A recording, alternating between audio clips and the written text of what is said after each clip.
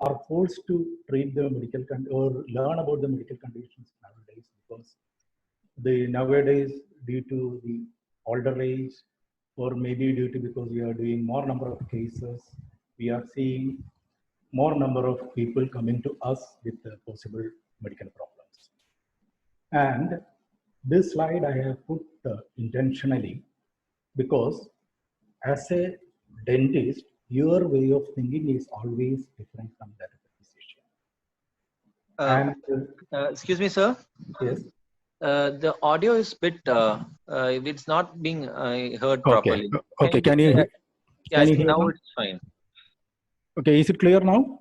It's clear. It's clear. The sound was coming less. Okay. I will do one thing. I will keep it like this. Yeah. I Is it think clear now? that this is clearer. Okay.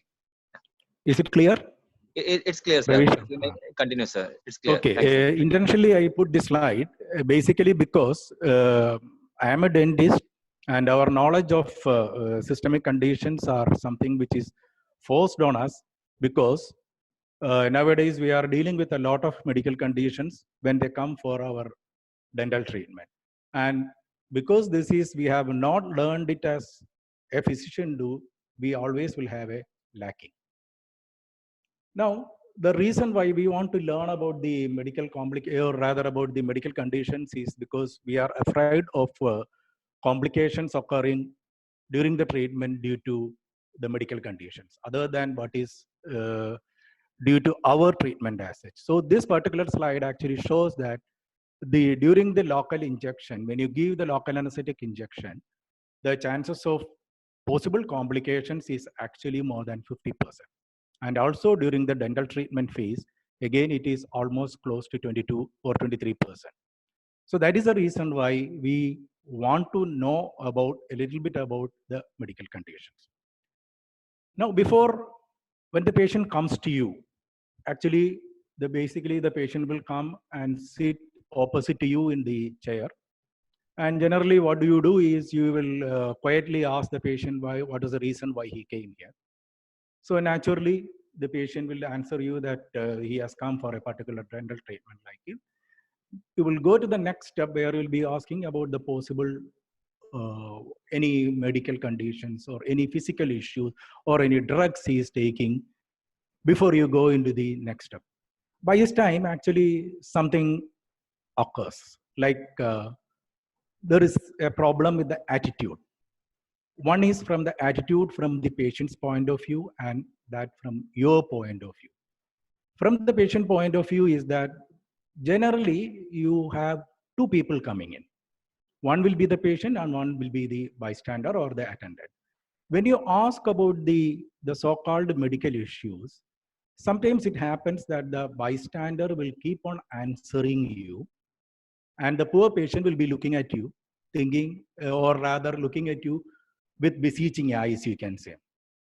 Then another thing is that another possibility is that the patient will keep on talking, and the bystander, who at that point of time will be usually a youngster, he or she will just look at you.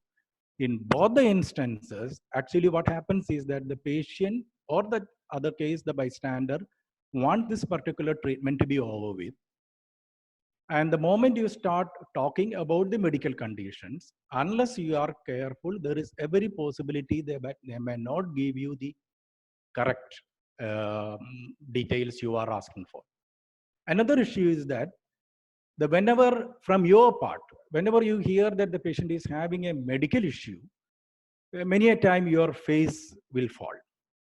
So unless you keep a straight face, keep a cool face, and you keep asking about the conditions the patient is having, and if the patient is having any papers or any details of the treatment, you look at it, and most of the time what is written by the physician you will not understand, but you keep a straight face, you keep looking at it, just making sure that the patient thinks that you are going through it very thoroughly, and that way you will be able to make sure that the patient has confidence in you.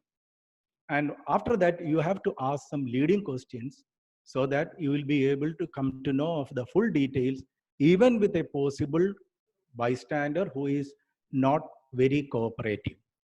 At the same time, you cannot go completely against the bystander, because unless the bystander is happy, unless the bystander feels you are doing a good job, there is every possibility that the patient may not come back.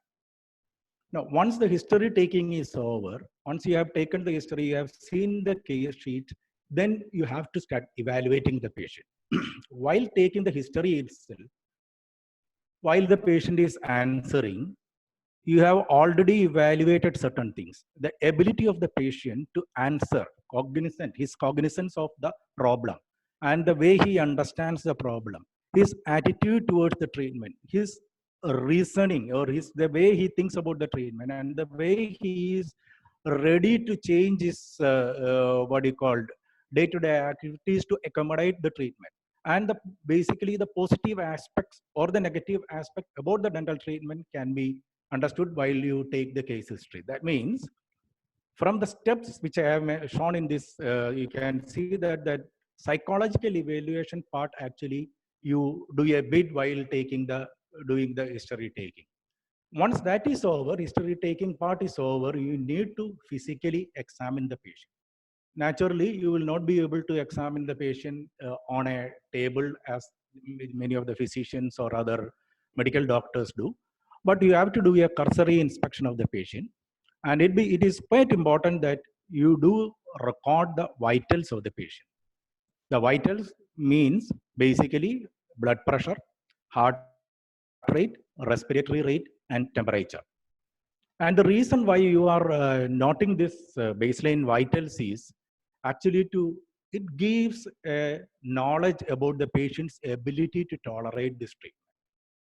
And these baseline vitals are very important for comparison during emergencies, if at all occurs. Unless you have a baseline, the second line BP line may not be a baseline. And continuing with the inspection part, if you have confident enough, you can always auscultate the patient for heart and lungs. Actually, it gives a very good feeling to the patient and bystanders. And if necessary, and if you feel that any test is indicated, you can go and ask for those tests.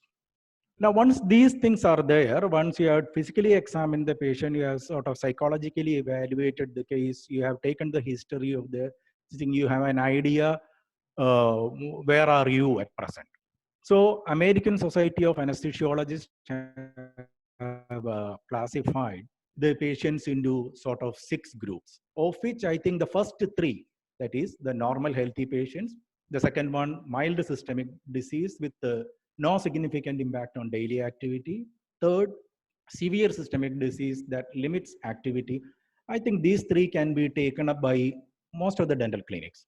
As far as the ASF4, where it is an incapacitating disease, which is a constant threat to life, which probably has a major impact on the treatment, this may better be done probably in an institutional setup. As far as 5th and E is concerned, generally no dental treatment is advocated for these cases. Now, at this point of time, after going through all these things, you will have to decide whether you are going to accept or refer the patient.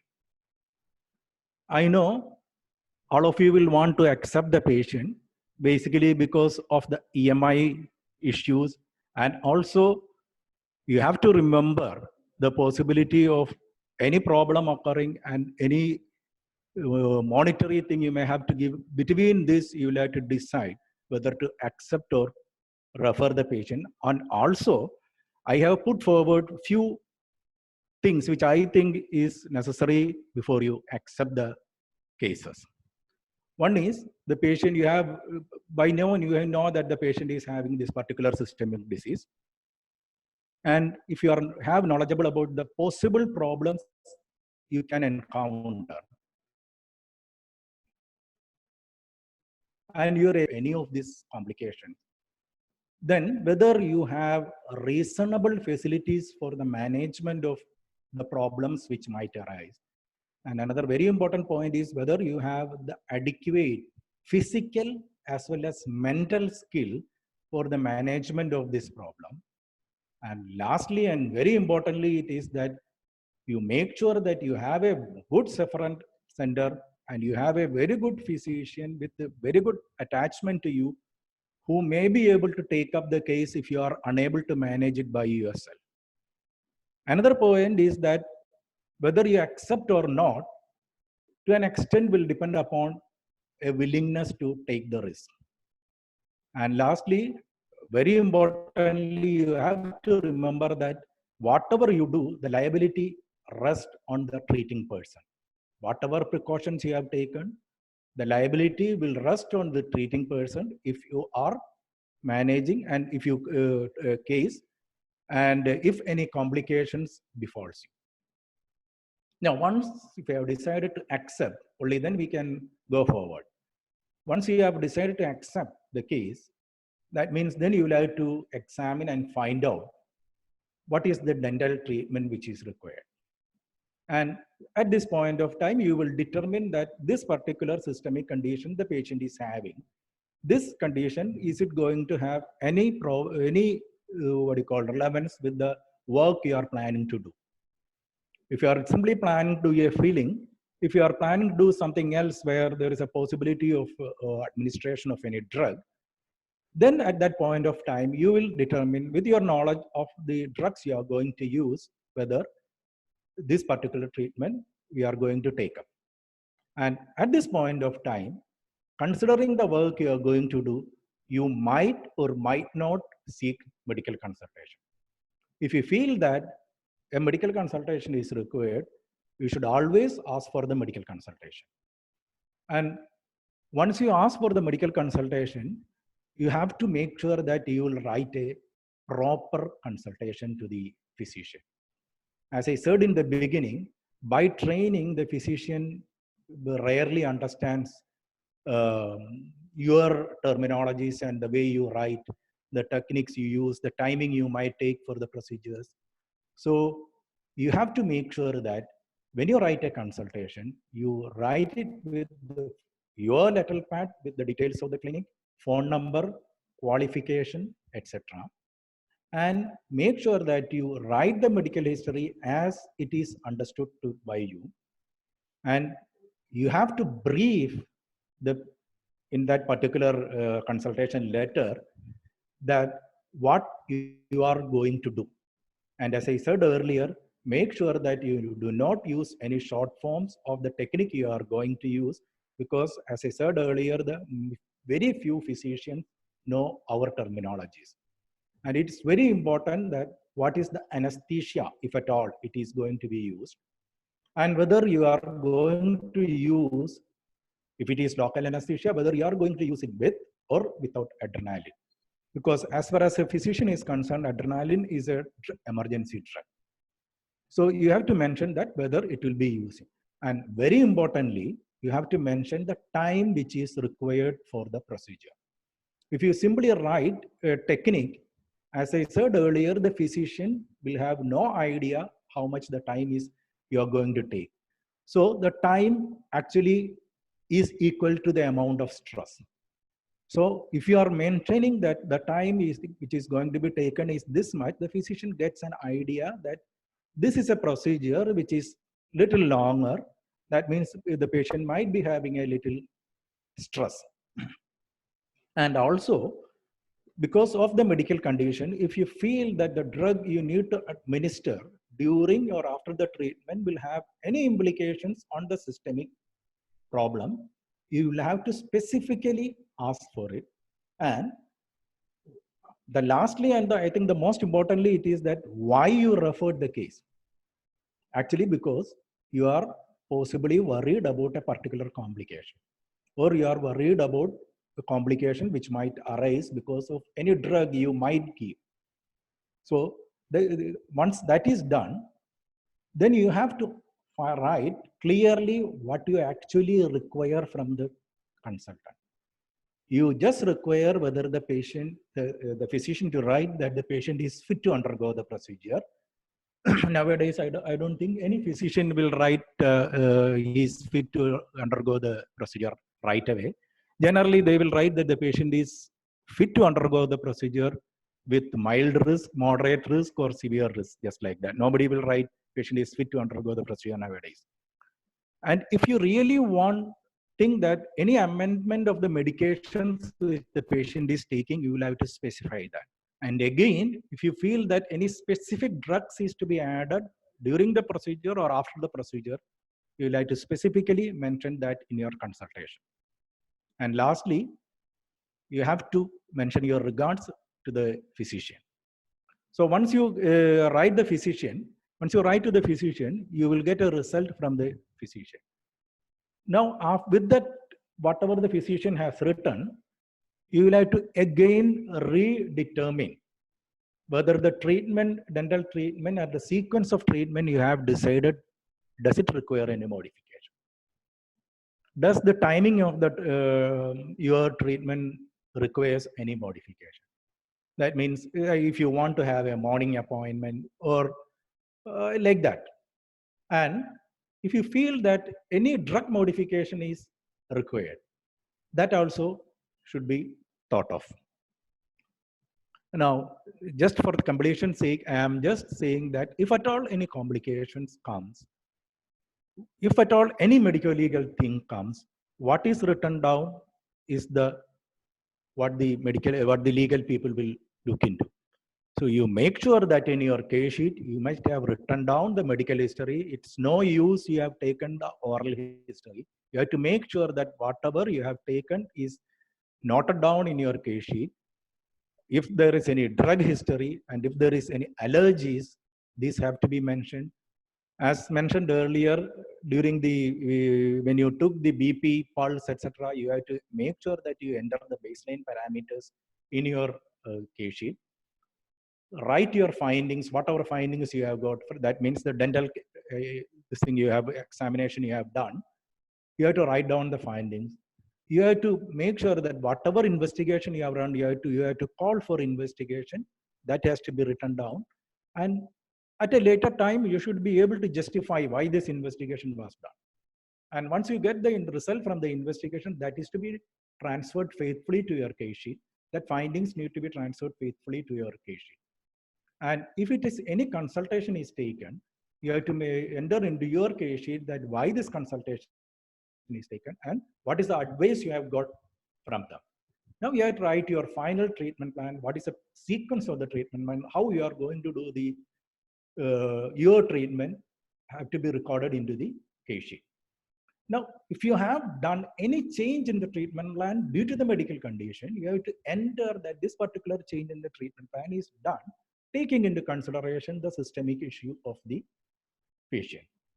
And then you have to, the next is the general things. That is, you have to make sure that you will take the general and the procedural consent. And whatever you have done has to be written in detail, the procedure you have undertaken in detail. And also, if at all any complication has arisen, you have to make sure that that is entered, and whatever you have done, you have faithfully write it. And if at all any complication have done, if you have done any number of reviews, you have to make sure that you will enter those reviews into the case sheet. Now, I think I will go into a few medical conditions which we commonly encounter. This I am just mentioning from whatever cases I have seen during my last few years or last 2 decades or 3 decades. It has got nothing to do with any classification of any disease parameters as far as the physician will say. I think the commonest issue we see in the dental clinics is the patient coming and telling you that I have BP. So blood pressure is nothing but the pressure exerted by the blood when it is pumped into the vascular system, into the blood vessels, which you feel, and it can be recorded. And the body is very careful about the management of the blood pressure, and it has got so many mechanisms of managing it in the ideal way. And whenever the patient says that I have an issue with the blood pressure, you always think it is either hypertension and hypotension. Hypotension is comparatively rare, but hypertension is comparatively common. hypotension in the sense, there are a lot of people who walks around with 100 bar 60 millimeter of mercury without any signs and symptoms. But if you feel that after repeated checking, the BP is low, you are better advised to take medical consultation. You are advised to take that why this BP is low need to be investigated before you proceed with your procedure. In the case of hypertension, which is much more common, again you will have to go for the same thing. But as far as the dental surgeons are concerned, what we are worried about is what will happen to the patient if you take up a case of hypertension. In this particular slide, you can see that I have mentioned 4 mechanisms by which usually the hypertension is controlled. One mechanism is by actually reducing the volume load in the vascular system. The second by is increasing the volume capacity. And the third by actually reducing the load by the pumping activity of the thing. And the third by the centrally acting sympatholytics again, which will actually control the heart. Actually, we are not bothered about any of these drugs. What we are bothered about is whether these drugs or these conditions have any relevance to our treatment. As far as I know, there are no definite interactions with the drugs we commonly use. That means, as a dental surgeon, what we commonly use is lignocaine with or without adrenaline, and maybe antibiotics and analgesics. As far as the use of adrenaline is concerned, there are a lot of articles from the dental literature which shows that there is no relevance as far as application of lignocaine, adrenaline containing lignocaine when we use it. But there is no clear-cut evidence from the physician point of view. If you have any idea where the hypertension is present, whether it is a renal issue or a cardiac issue, then if it will be advisable if you do not use any medication which might aggravate it. And what is your concern if the patient reports to you with the hypertension? Actually, the acute or the severe things you should be concerned about is stroke and heart attack, both of which it is almost difficult for us to manage on our own other than transporting to the hospital. And the third is that there may be loss of consciousness, which you may not be able to identify it either as stroke or heart attack. In which case, if the patient doesn't revive, it is always better to transfer the patient to the hospital. Another actually important thing you have to remember is that a condition called as orthostatic hypotension. That is also a condition where the patient will lose consciousness while getting up from the dental chair. And I think the minor concern is the oozing of blood postoperatively. I think most of the time that can be comparatively easily managed, or it will not cause any severe issues other than causing a little irritation to the patient and to the dentist also. Joint National Committee for Hypertension, United States, 6, have classified or rather revised the blood pressure things to this particular level. They have classified it as optimal, normal, high normal, and hypertension. Hypertension again into stage 1, stage 2, and stage 3. You can see the values on the screen. I'm not going to mention it each by each. But sometimes some of the physicians or even the textbook of Scully mentions something called as malignant hypertension, for which we have no role, because that is a case where the systolic BP is above 200 and diastolic BP probably above 150 or so, which is actually an acute emergency, which need to be managed in that way. I don't think as a dental surgeon we have any role in the management of that as such.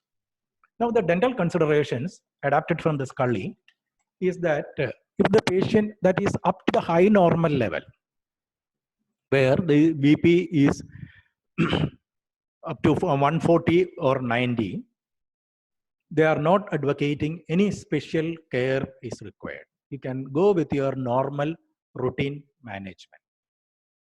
But if the BP is below 160, 140 to 159, and the diastolic 90 to 94, then JNC 6 clarifies it as stage 1 hypertension, where you have to make sure that you check the blood pressure at least 3 times before you plan any management.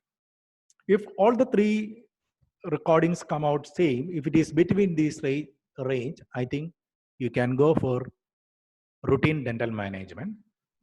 But it is always advisable that you go for stress reduction protocol.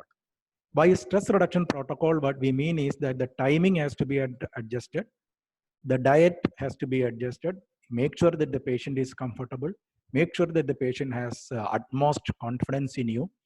And another very important thing which most of the people doesn't do is you have to be very deft in what you do. Deft means you have to be fast in what you do.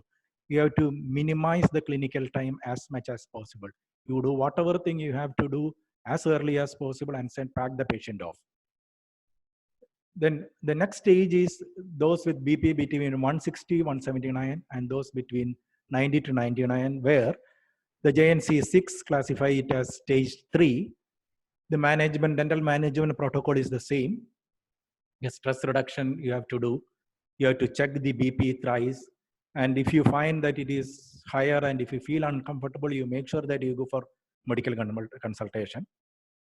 And as far as the next stage is concerned, where the BP is between 180 and the diastolic is 110, then that is stage 3. Again, you have to make sure that you will check the BP thrice at between 5-minute intervals. You can even give some sedatives if you want.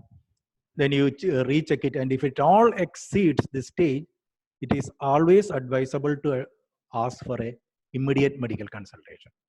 In which case, it is advisable not to do any dental treatment at that point of time, and probably plan the treatment with manage the patient at that point of time with pain reduction drugs. I mentioned earlier that this is a condition where the patient might fall down while he gets up from the dental chair. I have given a list of drugs which is commonly associated with orthostatic hypotension. And if you find that the patient is taking any of these drugs for a particular period of time, I told you earlier that you have to take blood pressure before you start the treatment.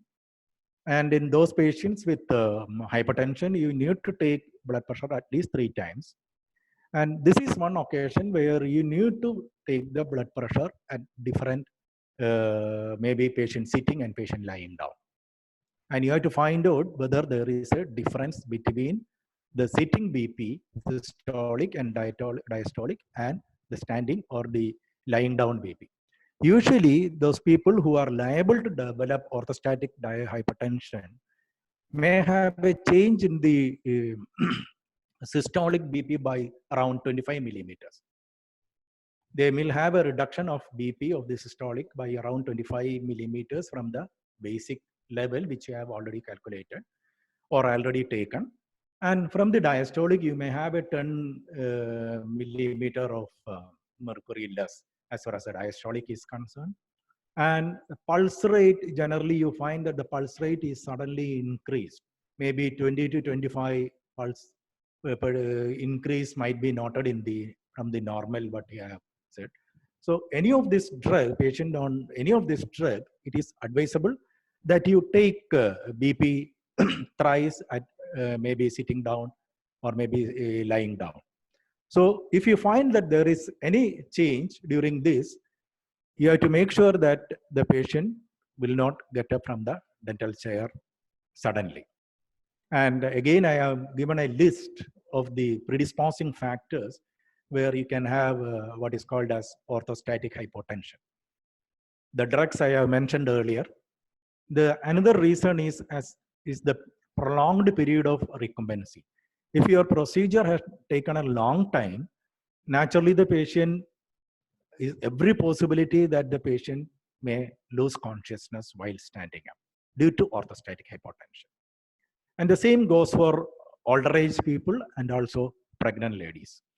So whenever you have a prolonged period of recumbency, there is every possibility that the patient may develop orthostatic hypotension. You have to make sure that you take precaution for it. That means you will not allow the patient to suddenly become vertical from the horizontal position.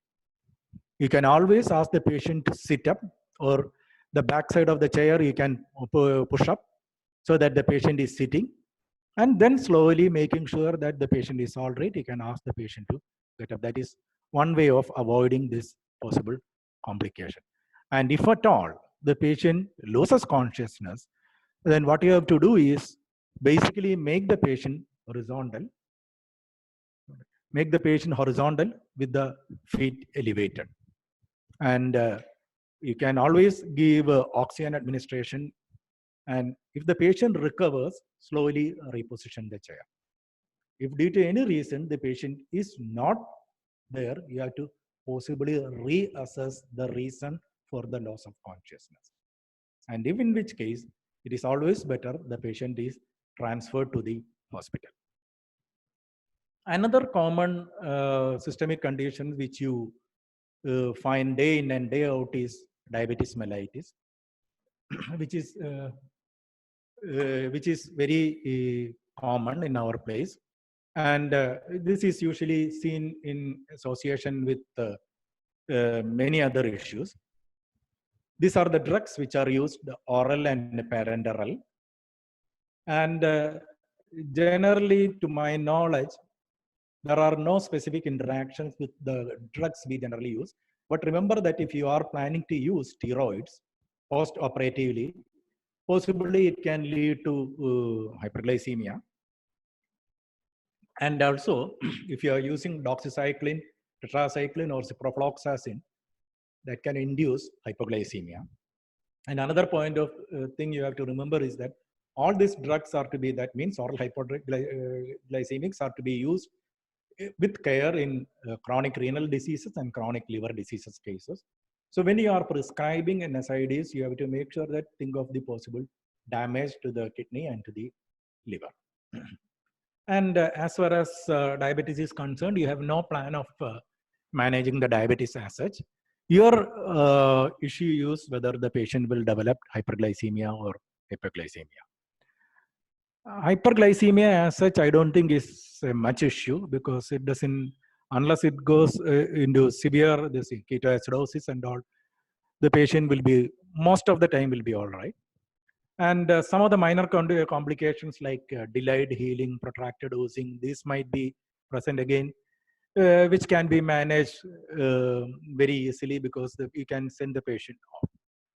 And as far as the dental therapy is concerned, if the patient is having a random blood sugar, something range of 70, that means the patient is having sugar level which is below par, you can always accept the patient for treatment, but you have to make sure that you take possible care for the prevention of hypoglycemia.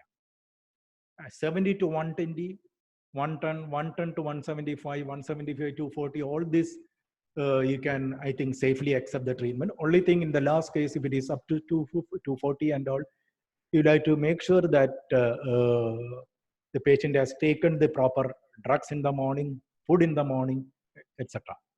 That means once the patient has taken his drugs, patient has taken the food in the morning, the thing you are worried about is hypoglycemia, which is very less likely to occur. And if it is above 240, it is always better to possibly defer your dental treatment and ask for medical consultation. And if it is above 400, you are not supposed to do any dental treatment, and if any emergency care which you think is required, you can do. And if at all hypoglycemia occurs, these are the different clinical features which you might see. And lastly, in the severe hypoglycemia, what you see will be the loss of consciousness. The other findings, if you are unable to identify like dizziness of the patient, perspiration. The patient is talking about fatigue, confusion of the patient, lack of coordination, difficulty in speech or slurred speech. If all those things happens, the patient might lose consciousness because of severe hypoglycemia. And if that happens, you have to manage that. This can be prevented by making, as I mentioned earlier, you can do morning appointments, ensure normal drugs are taken in the morning. Patient had a normal breakfast, made sure that the patient had a stress-free environment. And as far as the hypoglycemia is concerned, if it is a conscious patient, you stop all the treatment, position the patient comfortably, and give oral carbohydrates. Simply give sugar or glucose if you have. Or if it doesn't work out, you can give always parenteral carbohydrates. The only issue with the parenteral carbohydrate is that you have to make sure that you have an IV line. That is what I said about the skills which you need to know you are possibly managing the case. And if it is a case of an unconscious patient, you could have to discontinue the case, treatment procedure. You have to position the patient comfortably. At that point of time, only you can give parenteral carbohydrates. So giving injection glucagon 1 milligram may be a better idea than if you are having IV line, you can give 50% dextrose. And if you don't have both, make sure that you administer oxygen at least. Then you try to transfer the patient as early as possible to the hospital. Another issue which you commonly see is hypo and hyperthyroidism. Hyperthyroidism is usually easily identifiable because of the particular picture. Basically because of that large eye, maybe tremor and all those in patient complaining of tachycardia. Then patient always complaining of fatigue. If you take the history properly, you will be able to identify this. And in the case of hypothyroidism, it is not very easily identified. There will be a lot of people who are hypothyroid who may not have any clinical signs and symptoms. And whatever it is, as far as a thyroid patient is concerned, your plan is only this. Try to prevent the occurrence of life-threatening situations like thyroid storm or myxedema, thyroid storm in the case of hyperthyroid and myxedema, in the case of hypothyroids. And also the prevention of exacerbation of complications associated with thyroid dysfunction, specifically the CVS problems. Dental therapy consideration is that since you are not planning to do any thyroid drug change or anything, what you require only is baseline TSH. If you feel that you need to ask for investigation, you need to ask for only baseline TSH.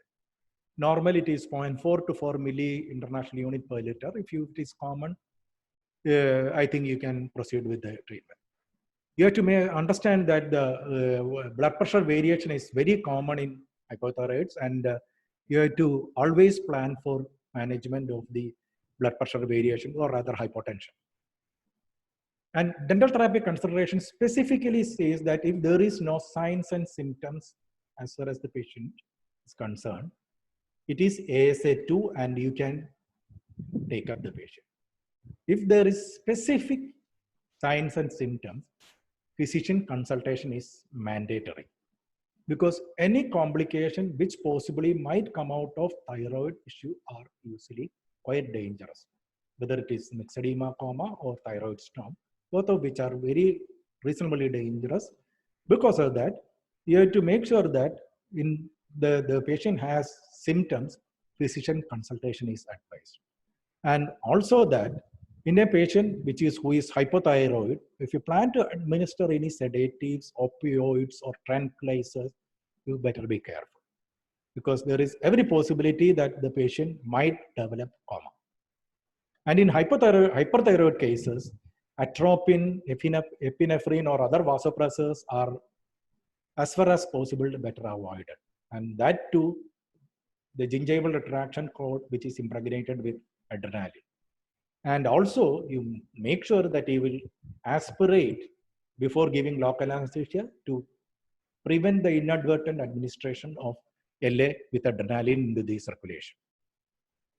Now, another conditions which you generally see is that the patient will come and tell you that I was on steroid therapy or I had taken steroids. The patient are advised steroids by the physician by different reasons. As mentioned there, for adrenal insufficiency, for skin disconnective tissue disorders, for blood dyscrasias, post-transplantation cases, for chronic kidney diseases. All these things, patient might be on steroids, maybe on a short term or a long term or permanently. So any patient is considered on steroids if the patient was on steroids during the past 1 month up to 24 months, up to 1 year. What you have to remember is that even a 5-day course of 5 milligram prednisolone can possibly suppress hypothalamo-pituitary axis for up to 7 days. So these are the different mechanisms by which adrenal insufficiency may develop, of which the only thing we are concerned is about the stress. The rest of the things is not under our control. The only thing we can control is the stress. So you remember that any dental treatment is stressful to the patient. Any patient on steroids have the possibly adrenal insufficiency and will be unable to cope up with the stress. So you make sure that you try to reduce the stress as much as possible during your dental treatment. This is a suggested management of patient with the history of systemic corticosteroid therapy given by Scully. If you are planning any conservative dentistry or a single tooth extraction, if the patient was not on steroids for the previous 12 months, no cover is required. If the patient has taken steroids during the previous months, usually give the morning usual steroid dose in the morning, or you can before that you can give hydrocortisone 25 to 50 milligram preoperatively. If the patient is currently on steroids, you can double the oral steroids, or you can give hydrocortisone. And if it is a surgery is a little more, the procedure is little more important, so like multiple dental extraction or something you plan to do under general anesthesia. Depending upon the duration of the period where he has taken steroid, we can consider to give steroids if you think that the surgery is reasonably big and you are expecting possible inflammatory reasons, and you think that the body will not be able to produce a reasonable amount of adrenaline postoperatively to cover that. And if the patient had taken steroids during the past 12 months, you have to make sure that the usual steroid dose is given in the morning plus hydrocortisone preoperatively and postoperatively 6 hours per up to 24 hours. And if the patient is on current steroids, you have to double the oral dose plus add 25 to 50 milligram of hydrocortisone. And again, that has to be continued minimum up to 24 hours. And then you have to make sure that the patient continue the normal steroid during the recovery phase. And there are another group of patients which might come to you, which are patients on antiplatelets, and some patients may be on anticoagulants. The common drugs the patient might be taking could be aspirin and dicomarol, or maybe warfarin sodium, or low molecular weight heparin, or newer heparins. As far as you are concerned, in this case, any investigation you want to do is either BT, CT, and INR. That is PT. Your concern with patient taking this anticoagulants or antiplatelet drug is that whether the patient will develop intraoperative bleeding or whether postoperative bleeding. And because of lack of clarity in this, most of the time we generally advise to discontinue the medication and possibly come back after say 5 days after discontinuing the medication. But I don't think that's a right way of doing it, because you have to think of the risk to the patient. The risk to the patient, whatever it is, very severe. possibly the development of CVA or intravascular clotting or development of stroke or development of any cardiac issue is the possible complication which the patient might suffer. So what I advise is that if the patient is having an INR, which is up to 2.5 to 3, if you take and if you make sure that you have a very good, you are able to communicate with the patient properly, in the sense that you are going to have post-operative oozing for much more time than normal. That is because of your condition, and the possibility of stopping your medication is not advisable because of the possible complication which may be life-threatening. If you are able to make sure that the patient and the bystander and whoever is come with the patient is have understood this, you can safely do the surgical procedure even with the INR up to 2.5. I'm not bothered about antiplatelet drugs as much, because actually last year we had done a study in Calicut Dental College where we found that none of the patient had any bleeding, that includes the patients on warfarin also, had any bleeding after 1 hour, and not even a single patient had any issues regarding bleeding after 24 hours. So I think that these patients can be very easily managed and confidently managed, provided you have an excellent rapport with the patient and the bystanders. And another group of people who will come to you are the people having mental issues or patients who are on psychotropic drugs. I have given a broad classification where the drugs given are antipsychotic, antimanics, antidepressants, anti-anxiety, and psychotomimetic. Of this, commonly seen are antidepressants, that is monoamino oxidase inhibitors and tricyclic acid inhibitors, etc., are the commonly used. Of this, MAO inhibitors, you can have possible interactions with norepinephrine, ephedrine, and phenylephrine. But the patient generally might report to you with complaints of xerostomia. But other than that, usually, generally, these patients can be very confidently managed. And those patients taking tricyclic antidepressants is that what you have to remember is that there is a possibility of hypertensive reaction with norepinephrine. As far as possible, these patients avoid LA-containing adrenaline. Then if the possibility of potentiations of central nervous system, potentiation of the central nervous system changes. And with tramadol, there is always risk of seizures. And as far as the dental concern in psychiatric patients is, one of the important thing is that because of there is hypotension, there is every possibility that patient may lose consciousness when he stand up from the bed. The second point is that the patient may develop xerostomia, and patient might complain of unrelated facial pain or oral pain, and also regarding drug interactions, because there is a multitude of drugs as far as the psychiatric patients are concerned. I think I will advise you to Google each drug with the drug which possibly you are going to use. Another issue is that the patient who had undergone cerebrovascular accidents, your concerns are that the patient might be taking antiplatelet drugs and those things only. That is the basic concern. Your concern because of that is whether the patient is going to have a postoperative bleeding or possibly development of cerebrovascular accident, and is there any drug which is to be avoided. As far as whether you can take up the patient, if the patient has one documented CVA, at least 6 months of the treatment and no residual neurological deficit, you can, with light levels of sedation, you can actually continue the treatment.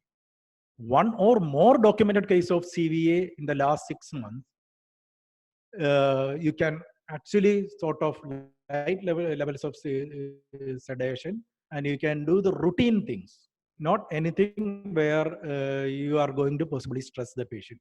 Documented CVA within the last 6 months, this is ASA4 consideration, where the patient is ideally managed in an institution.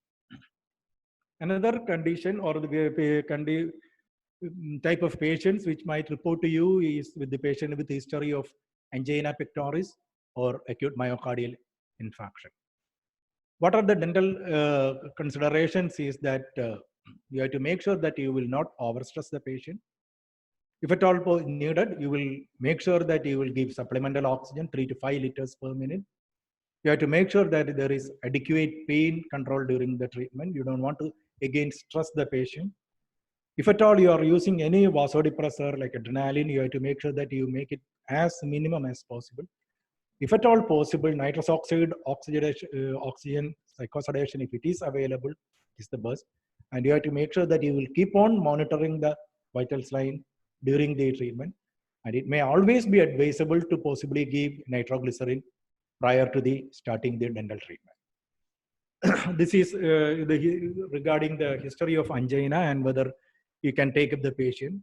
If the frequency of angina 0 to 1, 2 to 4, 2 to 3 becomes ASA3, and daily episodes becomes ASA4, where up to ASA3, possibly you can manage the patient in the dental clinic. ASA4, where the patient is daily developing angina, it is always advisable to refer the patient to a higher center.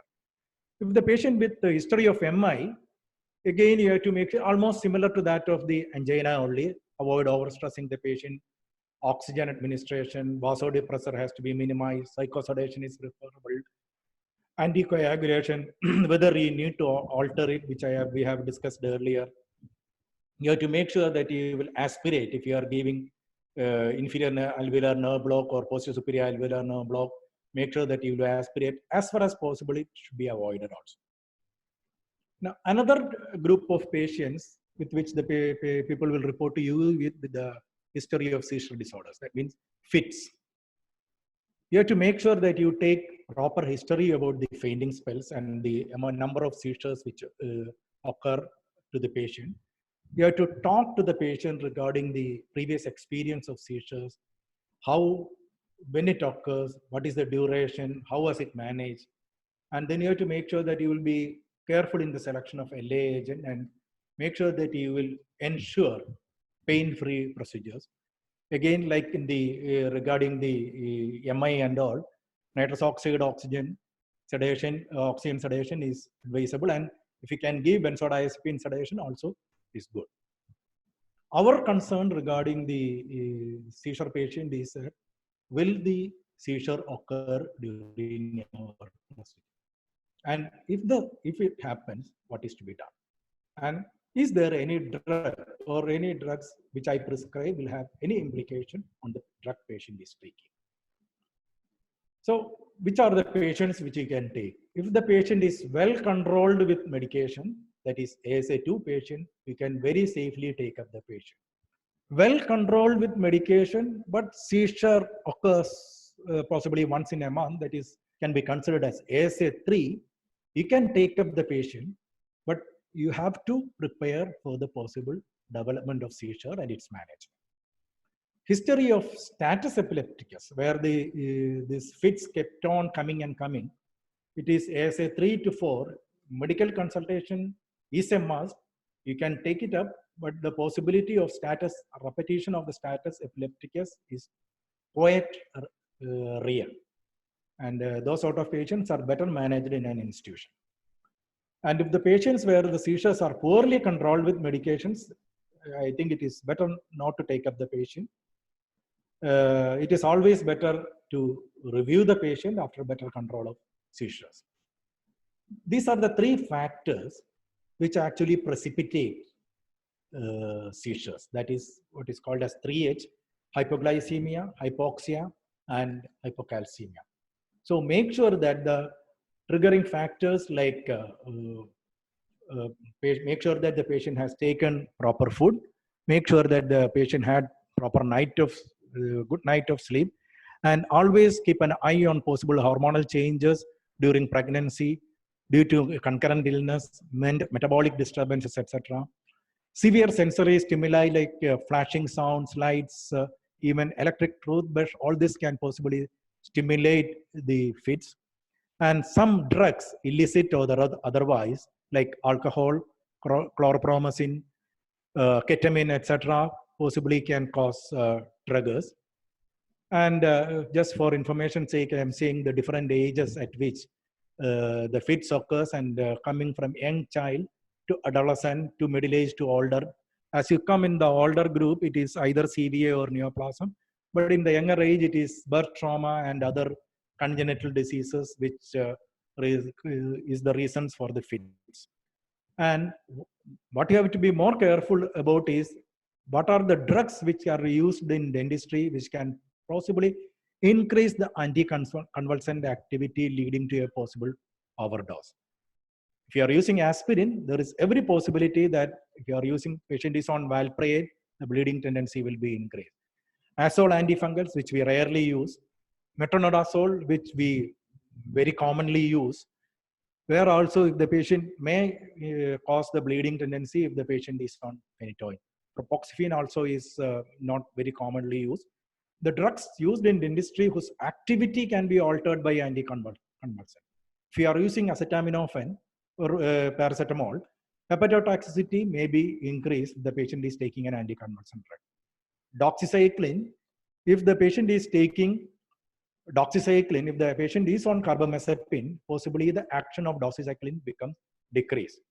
And if the patient is on ketamine for management of the fits, it is always advisable to avoid the drugs given, that is large doses of lignocaine, metronidazole, quinolones, that is ciprofloxacin and those group, tramadol, and tricyclic antidepressants. And if at all the seizure occurs, what you have to remember is that you, everything you do, that is you stop your work, make sure the patient is made horizontal, and those things which you know whenever you any complications occurs. Along with that, you have to make sure that you time the seizure. You have to make sure that you speak calmly to the patient. You should not grab or hold the patient, or you should not force the patient. And you have to explain to you or your assistant have to explain to the bystanders and make sure that you remove any hazards which is present, which might cause injury to the patient. Another condition with which the patient might report to you is with a history of asthma. Dental treatment generally is an emotional stress, and which can increase the chance of asthmatic attacks. If the child is there who gives a history of asthma, you can always encourage the child to take a puff of their inhaler before starting the dental treatment. And if you are using opioids and sedatives, the patient is having basically a hypoxic drive, so which actually is increased by the opioids and sedatives. So analgesics, sedatives, opioids, and sedatives, you have to take it with care. And if the patient develops an asthmatic attack during the procedure, stop the procedure. Instead of making the patient lying down, you make the patient upright, remove all materials from the mouth. As far as possible, calm the patient, administer oxygen. If you have a bronchodilator spray, you administer it. If the problem is persisting, you administer epinephrine 0.3 ml subcutaneously. And if you have hydrocortisone, you can give 100 milligram of hydrocortisone. And to this, actually, I'm sort of coming to end of our discussion. And if you prepare for an emergency, the emergency ceases to exist. If you have taken all the precautions, if you have taken, gone through all the emergency things which is required, you have decided, done the procedure as fully as possible, generally the emergency will not occur. And to conclude, you have to be prepared for emergency if you are planning to take up a patient with a systemic issue, for which you and your team has to be well prepared. You should have necessary drugs, equipments, and they are ready for use if necessary. not only having the drugs equipments available, you have to make sure that they are checked regularly and they are updated when it is not used. And it is very important that you will obtain the medical history in a thorough and professional manner. And it is always advisable to have a rapport with a medical practitioner who understands the problem which might arise in your dental clinic and who might be able to give a kind ear to your problems. It will be always advisable to have such a person with you. Thank you.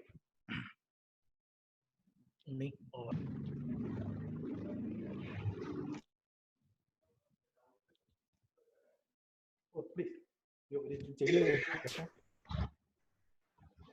Thank you, sir. Thank you for that wonderful presentation.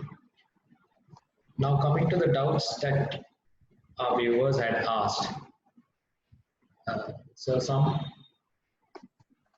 One question is, please suggest a list of basic emergency drugs that we need to have in our clinic.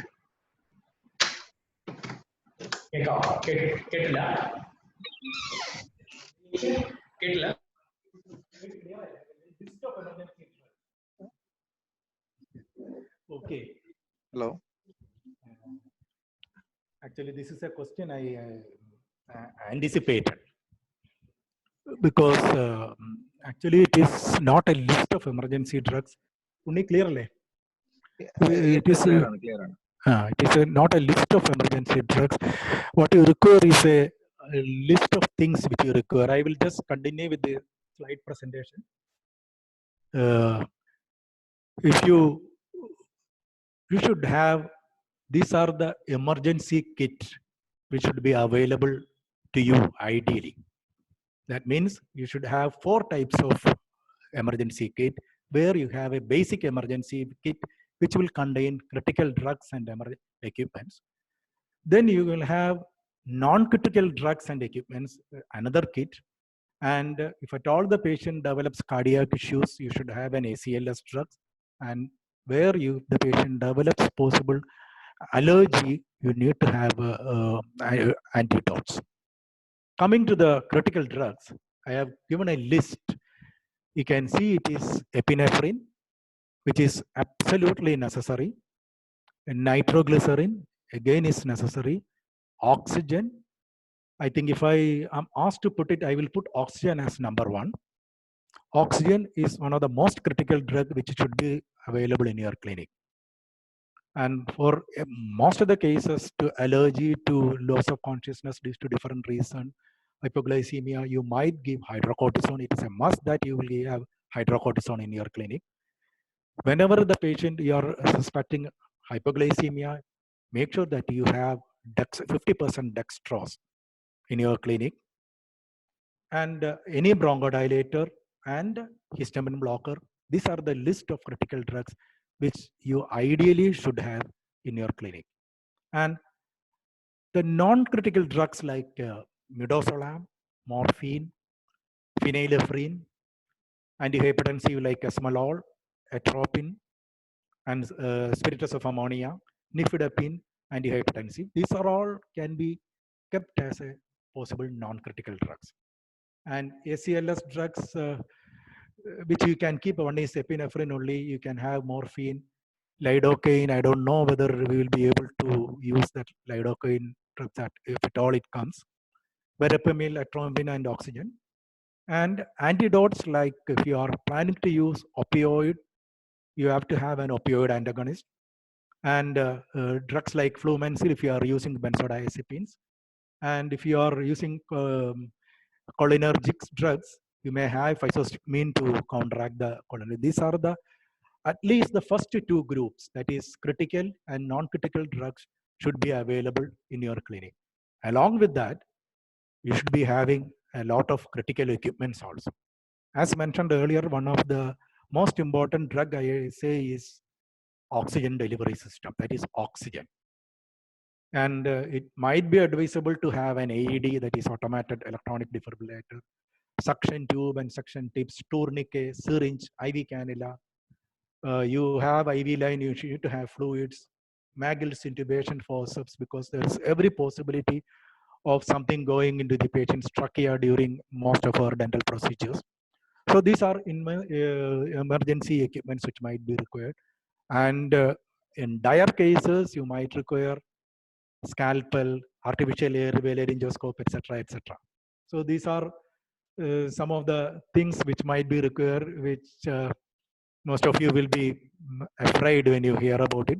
But at least the critical drugs and oxygen is it's better to have it in your clinic. Thank you. Sir, another question. Yes. For in case of diabetic patients, any pre-medication is required before extraction? Is any pre-medication required before extraction in diabetic cases? I don't think any pre-medication is required for the patient. For the diabetic patients, if you are taking up the case, means that the patient is reasonably controlled. Pre-medication, I don't think has much role. It is very important that the patient has the morning medication, because many a time the people have a habit of skipping the medication before going to any doctor. For dental treatment also, many people have a notion that you have to avoid or stop taking the drug, say anti-diabetic drugs, before going for any dental treatment. So you have to ensure that you have taken anti-diabetic drugs, and you have to ensure that the patient has taken morning breakfast also. And I think you be prepared for development of possible hypoglycemia. As such, the stress, if you are giving pre-medication, it is to prevent the stress. I don't think that even if the sugar increases by a little, because of the formation of the stress and because of the formation of the adrenaline, because of the strain produced, I don't think it is going to cause much issue to the patient as such. Thank you. Okay, sir. So the next one is regarding status epilepticus. Is there a potential for that in absent seizures also? I didn't get the question as such. A patient gives history of status epilepticus is a possible candidate for status epilepticus.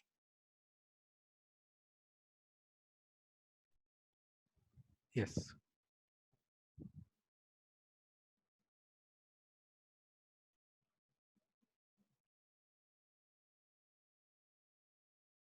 Okay, if the patient is well controlled with medications, the chance of development of status epilepticus is very, very less.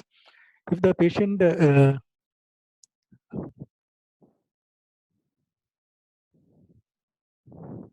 absence seizures too sore. Absence seizures too. I am not very sure about that question. I will have to check up because I don't know about the in status epilepticus. Absence of seizures can occur, or the general tonic-convulsive seizures. So, Pravish, it should not be absence seizures, no sir. It should be it has to be GTCS, but I'm not very sure. I will probably will have check and. Or is the question they meant that whether a patient who has absence seizures, as in children they have, are they prone for status epilepticus? Is it like that? I'm not sure about the question. As far as I know, I am not very sure whether those people will develop status epilepticus. Generally, the patient, if anybody gives history of status epilepticus, actually our point is that we try to take whatever medical consultation required and try to prevent that status epilepticus occurring in the clinic. Absent seizures and all, I'm not very sure about it. Probably I can come to you later. Thank you.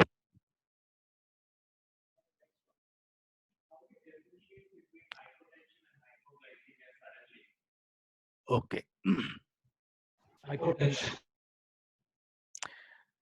Actually, in if you have hypotension, or rather, the question may be that orthostatic hypotension and hypoglycemic loss of consciousness. And when you take the classification of the loss of consciousness, this hypotension and hypoglycemia, you will not have an aura before that. So it is very difficult simply by looking at the patient to identify whether loss of consciousness is due to hypoglycemia or whether the patient is it is due to hypotension. In both cases, I said earlier that you have to monitor the patient. And monitoring the patient means you have to check the BP. Then you have to, if they check the BP, if the BP is found to be low and the patient has lost consciousness, you can safely think that possibly that is due to hypotension. And as far as hypoglycemia is concerned, you can always check take a drop of blood and check whether to see what is the glucose level of the patient. And if it is hypoglycemia, you have to manage it accordingly. Simply, when the patient loses the consciousness, you may not be able to identify whether it has hypoglycemia due to hypoglycemia or due to orthostatic hypotension. Because what you have to remember is that when the patient loses consciousness due to normal syncope, you have certain signs and symptoms before the patient going to the syncope, like the eyes going up and rolling back, having cold perspiration and all those things, which may not be there in any of this loss of consciousness. So what you have to do is to monitor the patient after simply making the patient lying down.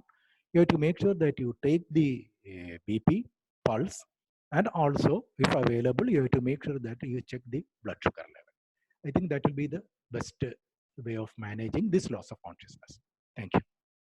What is the next question? Sir, next question is regarding prophylaxis, sir. Is all patients to be given in prophylactic antibiotics? Not at all. You need not give antibiotics to any of these patients. Any of these patients, other than possibly non-controlled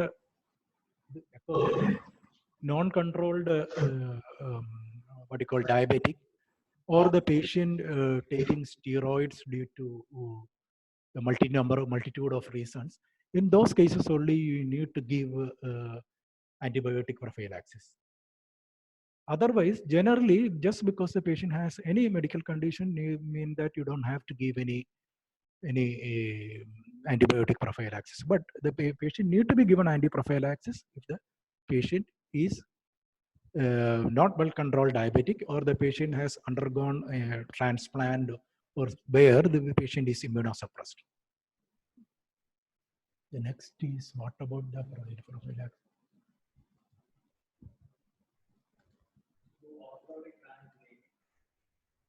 Okay, Ranjit. This is regarding the infective endocarditis. Generally, actually, it doesn't have a consensus. 2 to 3 years back, the American this Cardiology Society and European Cardiology Society, they have found that there is no need for infective endocarditis prophylaxis in most of the general cases, because as far as dentistry is concerned, because if the patient is having a mild gingival inflammation, there is every chance of this bacteremia during each and every chewing. So when you apply the orthodontic bands, or if you do a dental extraction, the chances of this bacteremia is comparatively less. But again, during the last year, this is my wife told me that she's a pediatric cardiologist. She told me that actually this their article says that infective endocarditis have increased in the last year or so, which they attribute possibly to the lack of prophylaxis of infective endocarditis prophylaxis.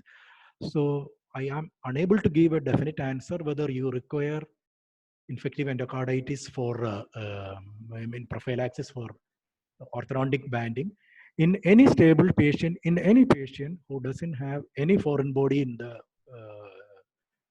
patient's heart. I think you can very safely not give infective endocarditis. Thank you.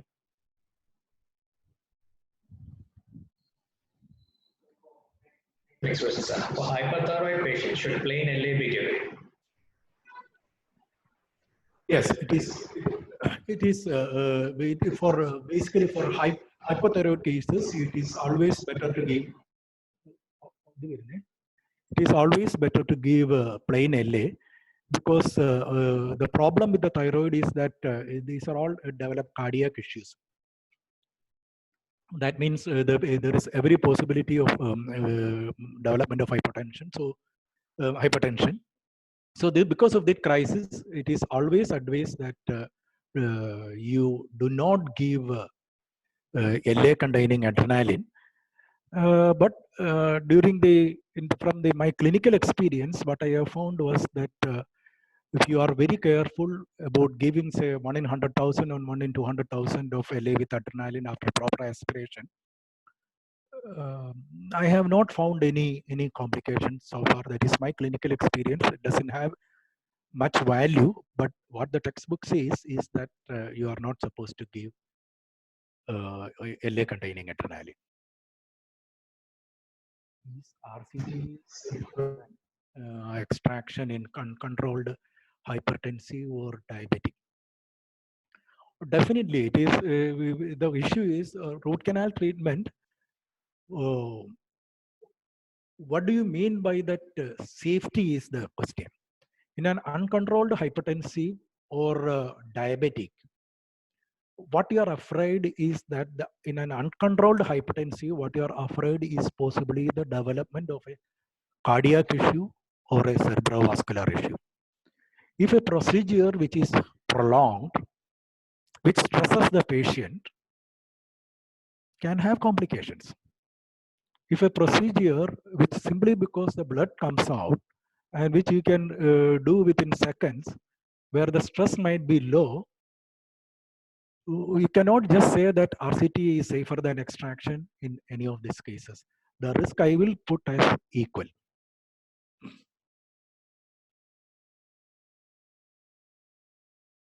In case of postoperative bleeding, especially uncontrolled, what are things to be done? Regarding this question regarding the postoperative bleeding as such, what you have to remember is that while you are doing a dental extraction, the chance that you will have oozing coming from the dental socket. As mentioned when I was talking about this antiplatelets and all, you have to convince the patient that certain amount of bleeding postoperatively is possible. There's something called as uncontrolled bleeding is not really possible unless the patient has any specific reason for that bleeding. If the specific reason for the bleeding is not local, that is, if it is due to leukemia, or if it is due to any other blood dyscrasias, it will be very difficult for you to manage by local measures. If it is due to local measures, if it is due to a local cause, you can always apply pressure, and any bleeding usually can be stopped by application of pressure. And another thing regarding the postoperative dental bleeding is that, remember, what the patient tells you is that when I spat out, my mouth was full of blood. It could be a drop of blood with a mouthful of saliva. So when you take it in the normal sense, the actual loss of blood will be very minimal or not at all. But I agree that the patient and the bystander will be very worried, and they will actually cause a lot of problem with to the practitioner. This is something where actually developing a very good rapport with the patient becomes important. What I generally do is that you have to tell the patient that there is every possibility that there might be bleeding, maybe up to 24 hours, or rather oozing up to 24 hours. If at all it doesn't occur, it becomes your credit. And if at all the bleeding occurs, you have already mentioned about it. I think that is the only way I can answer that question.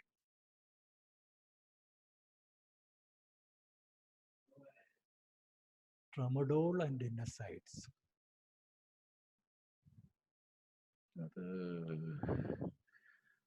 Tramadol and NSAIDs.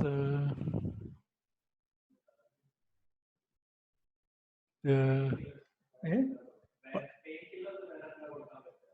That is a problem. It's very difficult. Tramadol is a opioid. NSAIDs, if it's allergy to that, it becomes quite difficult. I am not very sure about the answer. If the patient is alcoholic, certainly you can do dental extraction if the patient is alcoholic. What you have to remember is that whether the patient has chronic liver disease or not. It is not the question whether the patient is alcoholic. If the patient has chronic liver disease, there is every possibility that the patient may be vitamin K deficient. So if the patient is vitamin K deficient, there is a possibility that the patient might bleed a little more. So you can always advise the patient that, just like I told against the previous case, that the patient might bleed a little more, which is not due to the dentist's fault, but is due to the patient's fault. You can do the procedure. But if the procedure, what you plan is a little more than a simple extraction, if you are planning to do a little more surgical procedure, you might be advisable to do vitamin K intramuscular injections, so 3 days continuity for before 1 week, and then you go for the dental extraction. If there is no ban in not doing extraction for alcoholic patients. Management of patients undergoing dialysis. Patients undergoing dialysis, it is always better that if any dental extraction is planned, it be done the next day to the dialysis, because that is the time when the patient has the least chance of bleeding. So you can advise the patient to come the next day after the dialysis, where it can be very safely done.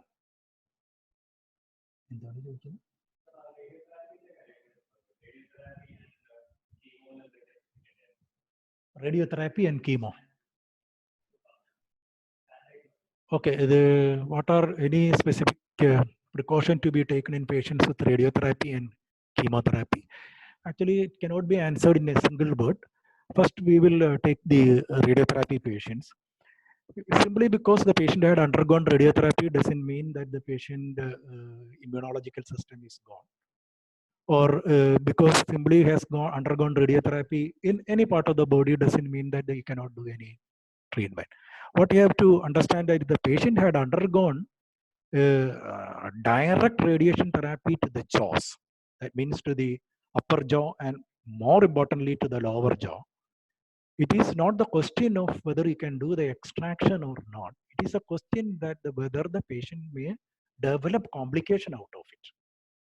Any patient who had undergone radiation is, if you do a dental extraction, there is every possibility that the patient might develop osteoradionecrosis. That is the risk you have to take. If at all possible, if you can somehow keep the patient, which I will advise, even if it is a root stem, if you can keep that particular tooth after RCT or without any complaint in the jaw, I will advise that a patient who had undergone radiotherapy with more than 65 grays of radiation, it is always better to plan for conservative management, because whatever the changes occur to the jaw due to the radiation above the range of 65 grays is sort of permanent. Previously, it was thought that you give 1 year for that, then you can do an extraction. But nowadays, what is found that this whatever changes occur onto the bone and the tissues over there, to the connective tissue over there, is permanent. And because of that, these patients have a lifelong possibility of developing osteoradionecrosis. And as far as chemotherapy is concerned, this patient immunological system will be down. You have to go and check their blood values. If the blood values are normal, you can possibly give an antibiotic prophylaxis, or you can make sure that all safety precautions regarding asepsis are taken care of, and you can do the dental extraction. Thank you.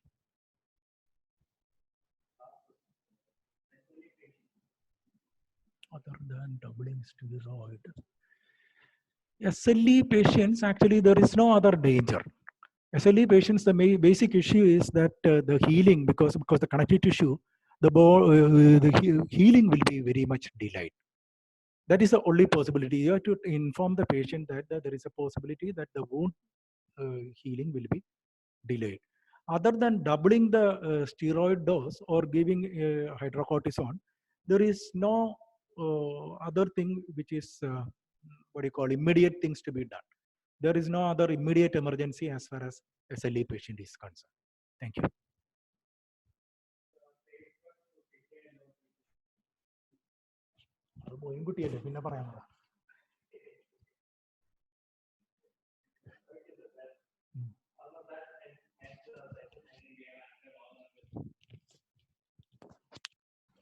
Hello. I think we have answered all our questions. This almost ends our session. Thank you, sir, for such a wonderful session and for answering all the questions, queries from the audience. Next, I will call Dr. Shaju Mandoli to say a few words and wind up the session. Thank you, sir. Thank you for a wonderful and highly informative session. And serious like you are a real asset of IIM Malabar. And thank you, sir. Thank you once again. Thank you, Unni. Thank you, Pravesh.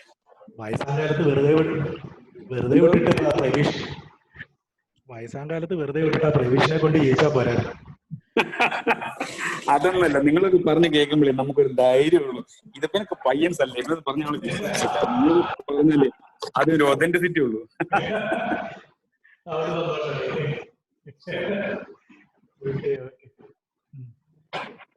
Okay, thank you, Shaju. Thank you all. Thank you. And others, we have 2 more upcoming webinars. The next one will be tomorrow on TMJ and occlusal splints. And after that, we have one on orthodontics on this Saturday. We will be updating the things in the group, so please stay back in the group. Thank you.